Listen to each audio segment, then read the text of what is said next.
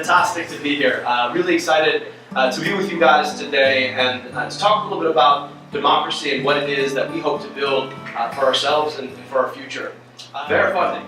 So to make sure that as we fund our public colleges and universities, that we're funding them equitably and that we're thoughtful about how it is that we make sure that our funding tracks in ways that help every university grow and succeed in the state. Healthcare, right? The fact that unfortunately too often in this state, in this country, people have to choose between the care that they need when they get sick and their family's financial future. Car insurance, right? The fact that in Michigan we pay more in car insurance than any other state. We pay more than twice as much on average than Ohio does. Infrastructure. 29% of our roads and 37% of our bridges don't work as they're supposed to. And there are responsibilities for us to rebuild our water infrastructure to make sure that we can provide equitable access to water to folks who need it and to make sure that we're protecting our air and water resources. So I want to introduce myself, tell you a little bit about why I'm running and about why I think it matters for all of us in the room. I had just finished inspecting Detroit City schools. I saw things like mice dead in the corner.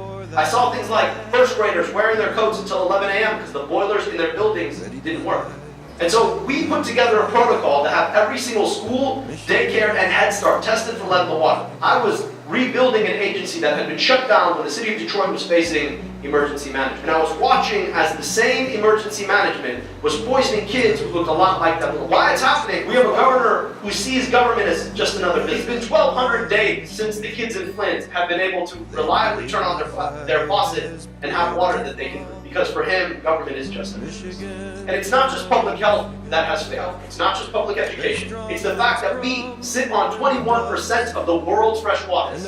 In my public school, and I learned about my constitution in that class, that there shall be no religious test to leadership.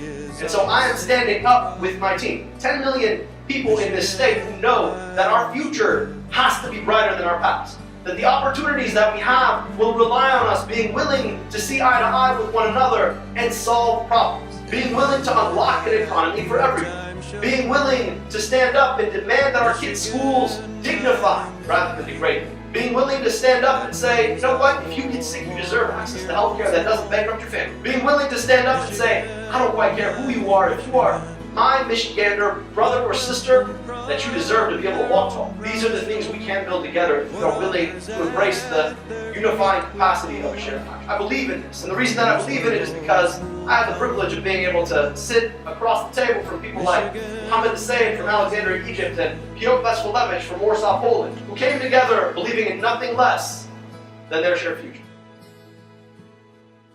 A grateful country claims them now. Michigan, my Michigan, a deathless laurel binds each brow. Michigan.